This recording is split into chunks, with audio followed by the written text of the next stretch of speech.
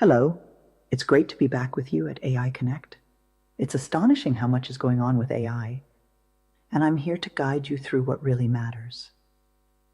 Well, actually, I'm not. I'm going to hand you over to my human counterpart, David. Where are you? Oh, there you are.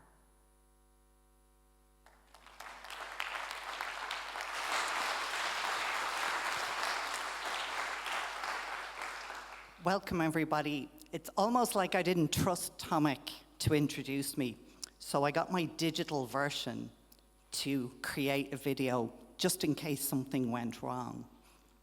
But I was delighted to have the opportunity to come here in person and talk about AI and everything that's changing. So what we'll do for the next 35, 40 minutes is take you through what's happening in AI. And the first thing I want to say to people is it's hard to keep up with AI. So don't feel bad if you're intimidated by it. It's natural. There's so much going on that it's virtually impossible to keep up with it. And the fact that you've taken time out today to come and learn puts you ahead of most people. So you should congratulate yourself for that.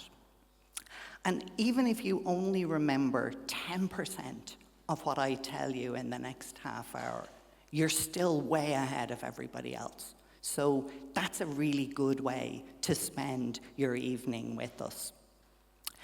Now, we could get all philosophical and talk about what AI actually is. And most experts, the only thing they agree on is they don't agree on a definition of AI. So I'm not going to spend time on that because I believe that AI is different things to different people. There is no one good definition of it. So it's not a good use of time to even think about it. But for anybody who had any remaining doubts about just how important AI is, I would imagine that what you've seen in the news this week has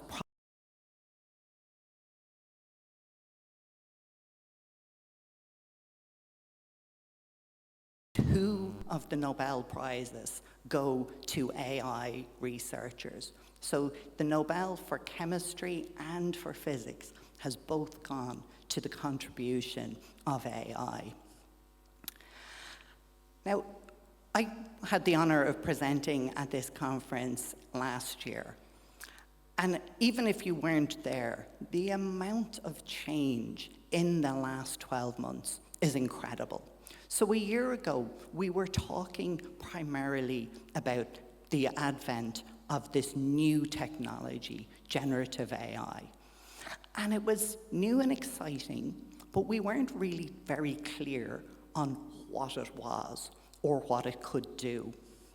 And all of the emphasis over that time has been on ChatGPT, on Copilot, and on how there was a race to make ever bigger models. And we've also started to worry. So there's probably some of you here today who are a little bit worried about AI and where it might end up. And we've seen the first moves towards regulation and putting governance in place to control AI and make sure that we use it responsibly. So aside from the technology, we have to also think about the human factors and how AI is going to impact us. Now, over the last 12 months, it has been a time of relentless announcements. If you follow technology, you'll see announcements on a daily basis. And I know that even while we're here today, there are big events happening in the US where more AI is going to be unveiled. And that's a good thing and a bad thing, because it means when I go home tonight, I have to update my slides because I can't give the same talk again, because everything is changing so fast. But we've seen so much over the last 12 months or so. We've seen the growth of text-to-video models, the fact that you can type in a text and get video. So just like the introductory video that we played, that was generated by AI without any special skills and without any cost, which is a game changer for so many industries and businesses. One of the slightly technical things we'll talk about later, large context windows. So what does that mean when the models are getting larger input capabilities? You'll maybe have seen that ChatGPT has been upgraded to version 4.0. Everybody thought that 5 was going to come next after 4, but the O stands for Omni, which means it goes beyond just processing text. And we've also seen the advent of conversational AI. So actually being able to talk to an AI in a natural conversational way. And one thing that you can be sure IT people love is creating acronyms. So along with the relentless announcements, we've had a relentless flood of new acronyms. But we're not going to get very technical today. I'll probably throw in 2 or 3 new acronyms, but this isn't about the technology. If anybody wants to ask any questions afterwards, happy to get more technical. But for me, AI isn't about the technology. It's about the capabilities that it gives us. And that's going to be what we'll focus on. Because as I talk to organizations about AI, they tell me they feel like they're on a tightrope, trying to balance moving fast, not being left behind, not missing out on opportunities, but also, how do they do it safely? When is the right time to start using AI? And what should you start using AI for? So they're the things that we'll focus on. And again, as I said at the start, it's okay if you're feeling intimidated by how AI is coming. And I thought this headline summed things up quite well, where people feel the two extremes. They feel panic, but they also feel possibility about what AI is going to mean. And I also wanted just to dispel some myths. So I've dealt with a number of organizations who say, we don't want to use AI. However, you cannot realistically ban AI. Because as this survey shows, people, if you ban it in the workplace, they will just go home and use it on their own computers. So any organization that thinks they can avoid AI are kidding themselves. People will find a way. The technology is too powerful to ignore, and it's too easy to use. There are no barriers to entry for people. And what it means is that companies need to figure out what they're going to do with AI. And I thought this was an interesting chart. So this is from the financial services industry. And they asked organizations, where were they at in terms of their thinking about AI? And I was able to draw a line and say it's actually 50-50 between the organizations who are thinking about it and the organizations who are actually doing something. And I think it's fine wherever you are on that spectrum. You don't have to be at the cutting edge. The only people on that graph that are wrong are the 5% who are doing nothing, because that is not a viable strategy. AI is too important to ignore. And just going back to what I said about the definition of AI, any of you who are familiar with The Lord of the Rings will know the central concept that there's one ring to rule them all. AI isn't like that. So AI is all sorts of different shapes and sizes, different possibilities. And people tend to think that AI is one thing that they can either use or not use, but it really isn't. It's made up of a huge amount of variation and technologies. And a lot of people also think that AI is ChatGPT, and it's not. ChatGPT is just one model. And if you do a quick count of how many other models are out there, there's at least 150 other models there. So it's not just a singular solution where you say, oh, I'm going to use AI and I'm going to pick a model and that's going to do everything that I want. So I tend to break down AI into, there's really just 3 types of AI to think about. And the first type is the invisible AI. That's the AI that you get without doing anything. It's the AI that companies like Microsoft and Google and Salesforce are adding to the products that you already use. It's just there. You may not even have noticed it. It's just another option that's appeared in the app. The second type is an AI that's very good at a single purpose. It's a ready-made, off-the-shelf solution that you can just start using.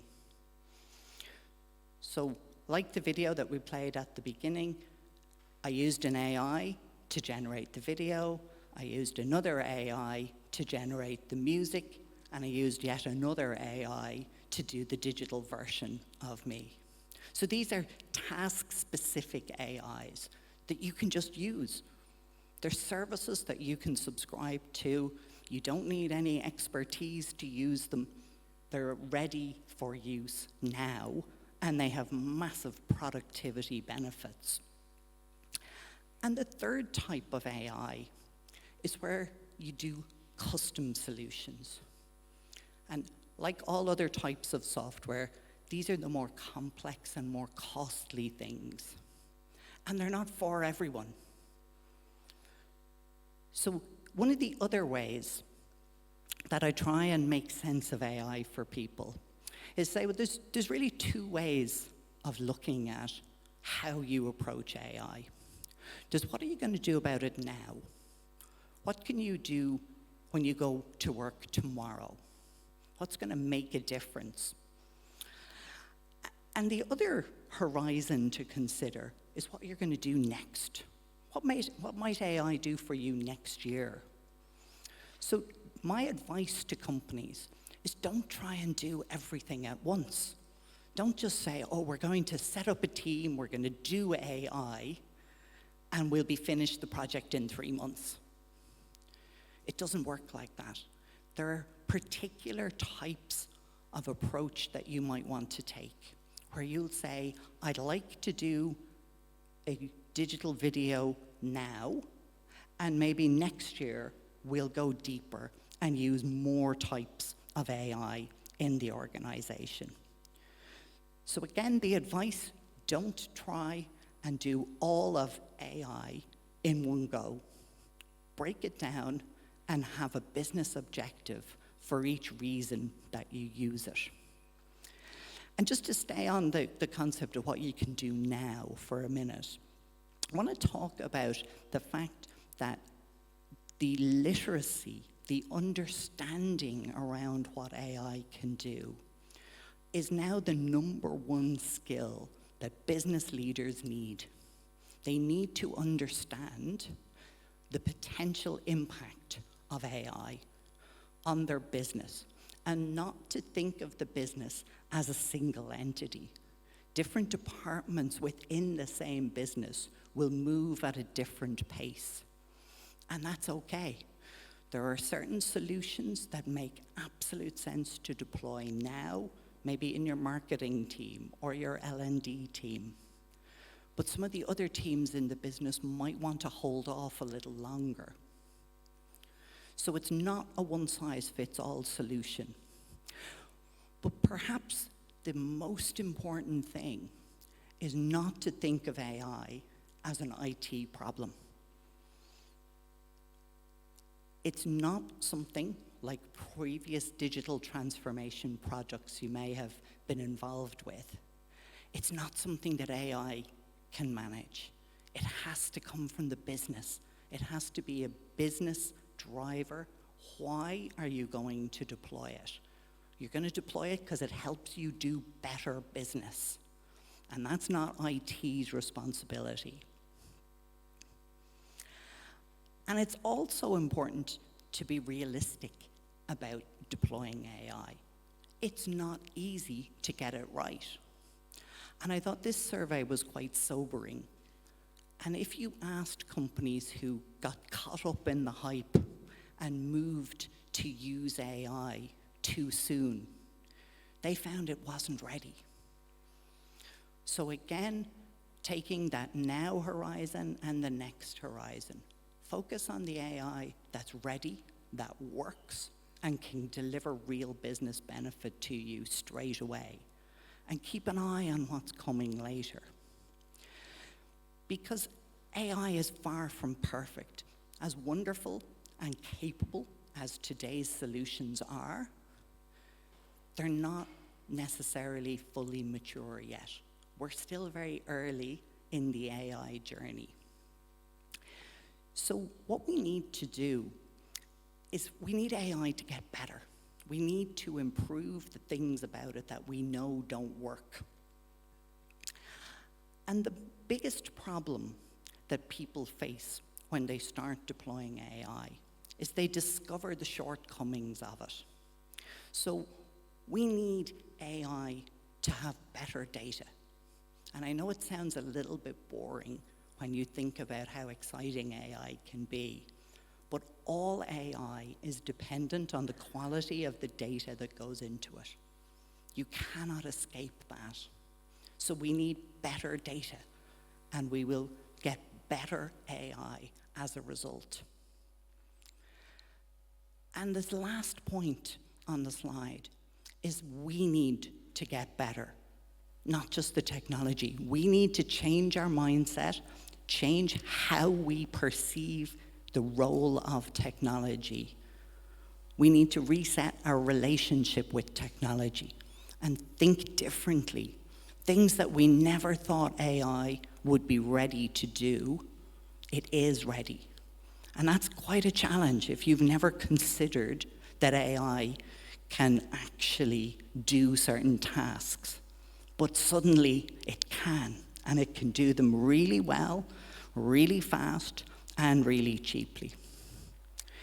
So the main focus, I think that if I'm often asked to pull out what are the real insights that have changed in recent times, because a number of people looked at AI 12 months ago, had a few hours of fun talking to ChatGPT, and then decided, actually, this isn't really serious. This isn't going to have a massive impact on my business.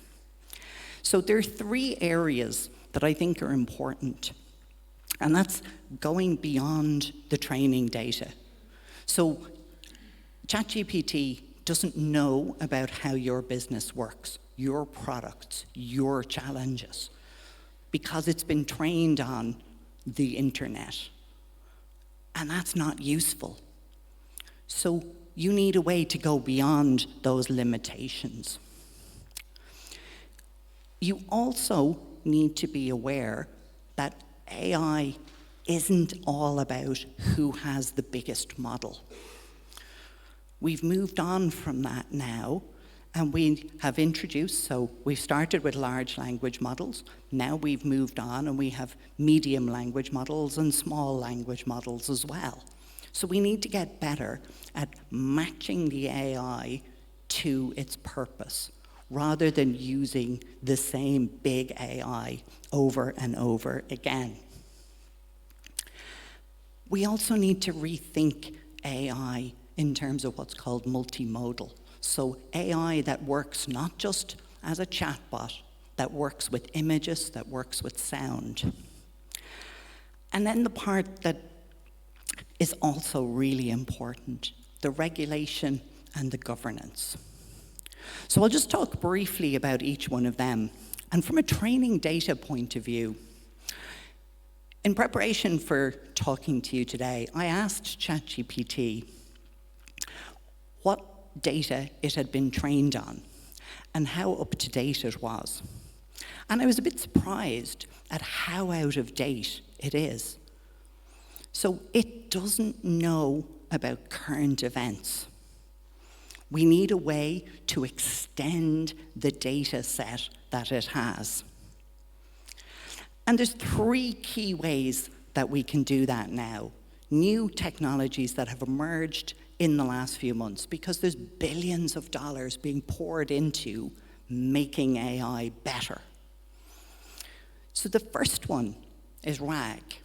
That was when I warned you that there would be 1 or 2 new acronyms thrown in today. RAG is one of them. And there's also the emergence of large context windows.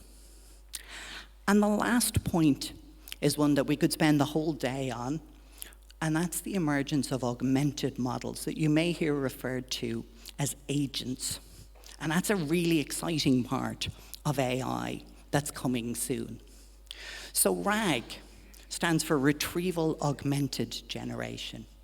And there will be a test later on when you go up and ask for a drink during the break. If you don't know what RAG stands for, they won't serve you. So really important to remember. And essentially what RAG lets you do is put your own data into the model. So that solves the problem of models that don't know your business. And then you have large context windows. And in simple terms, what large context windows means is you can ask bigger questions of AI. So with GPT-4 last year, you could only put in a quite small amount of data for your question. So you could give it a PDF file and ask it to summarize it, but it couldn't work on big files. But the latest Gemini models from Google have a huge context window. So you can actually now upload a full hour of video and ask the model to analyze it and pick out just 1 frame out of the entire hour. So it opens up a huge number of new potential use cases. And the last topic to go beyond the data of AI is connecting large language models to other systems so that the large language model can act as an agent on your behalf and complete actions. So not just answer questions, but actually complete entire tasks for you. And that's probably the hottest buzz in the industry at the moment, is agentic AI. But it is an industry that likes to get carried away, let's be honest. And it's been through this hype that as it's built bigger and bigger large language models, so ChatGPT 3.5 was bigger than 3, 4 was bigger again. And I think we've now reached the point where people are wondering, maybe we're big enough and we don't need to keep making all the models bigger and bigger and bigger. And we reach this point of diminishing returns. And the way I like to make sense of this is, imagine you were delivering a pizza. You don't get a truck or a tank to deliver a pizza. You get a scooter or a drone. You get something that's the right size for the task. And what we're doing right now when we deploy a large language model for every task, it's using a truck to deliver a pizza. And it's not smart. So the emergence of smaller models is really important. And the great thing about smaller models is they hallucinate less. So they make up better answers than the large models. And they're better for the environment. So the smaller models are more efficient because the big models are very resource intensive. And that's not sustainable. But for anyone who's worried about me saying that models are going to get smaller, fear not. There's plenty of innovation happening on the big models as well. And they're moving, again, IT industry love to add acronyms, so they're moving to architectures now that are known as MOE, or mixture of experts. So you will continue to see the large models getting bigger and more powerful.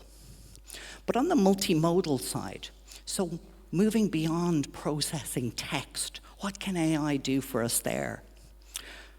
And a critical thing that people keep forgetting about multimodal models is they can not only produce nice images out, but you can put images in to be analyzed, opening up a huge variety of new use cases for AI. And among those use cases, you can do things like you can upload a chart and ask AI to analyze and pull trends out of graphs that you never really understood before. But as an example of how good these models are getting, I asked AI to create a picture of a 30-year-old woman with dark hair presenting at a technical conference. And I thought it was quite a nice image that came back. But it's not realistic. You wouldn't be fooled into thinking that she was real. So I asked another model that was optimized for realistic images. And it gave me this image back. Now, it's photorealistic, right down to being able to see her hair and little strands of it sticking out. But I wasn't finished then.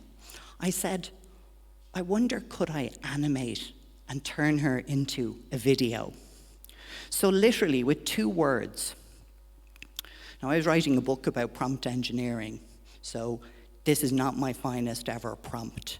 I literally said, animate this. So super short, imprecise prompt.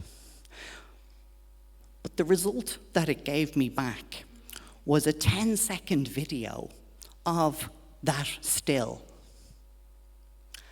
And the level of detail in it, that as she walks across the stage, you can even see the light catching on her necklace.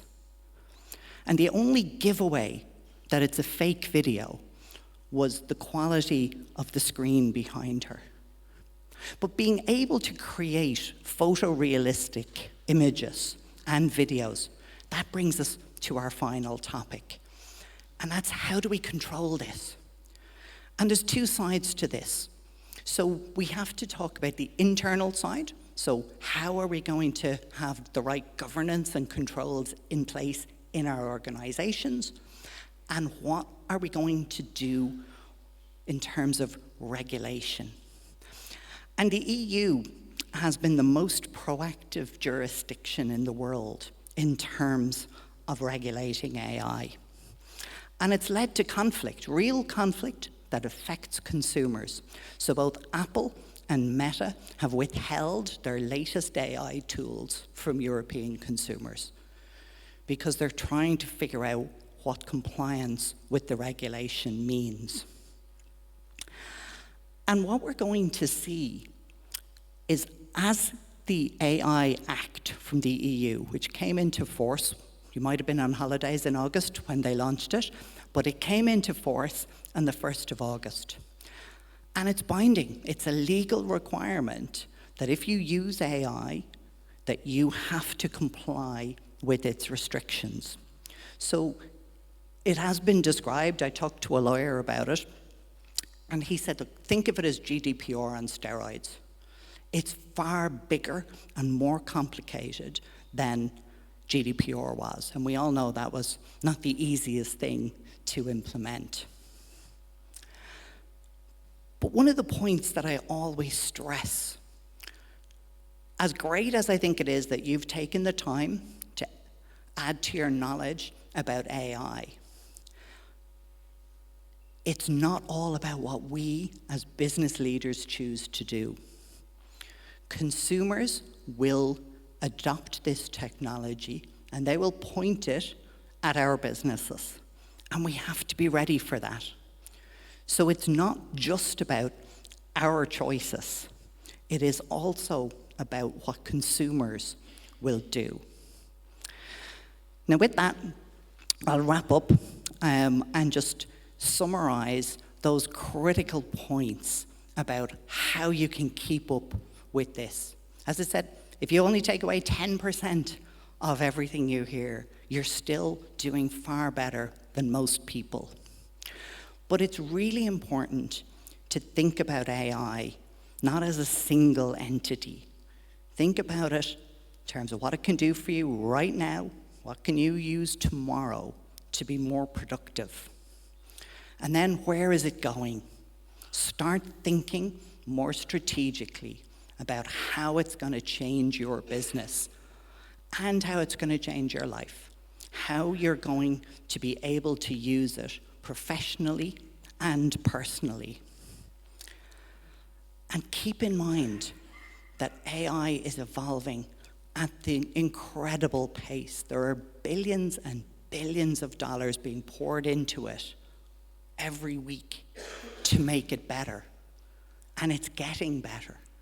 So even if you're a bit cynical or skeptical about the power of AI, you need to keep an eye on how quickly it's evolving and make sure that you're staying compliant, both internally, that your organization is using AI responsibly, and that you're aware of the regulations in whatever jurisdictions you operate in. So I hope that's given you an idea about what's happening in the AI space. If you have any questions at any point, I'm around for the evening and be delighted to meet you. So feel free to reach out, connect on LinkedIn if you do have any questions. And I hope you enjoy the rest of the day. I know there's some super sessions coming. This was really just the warm-up act. So I hope you enjoy the time here, and thank you for coming to AI Connect.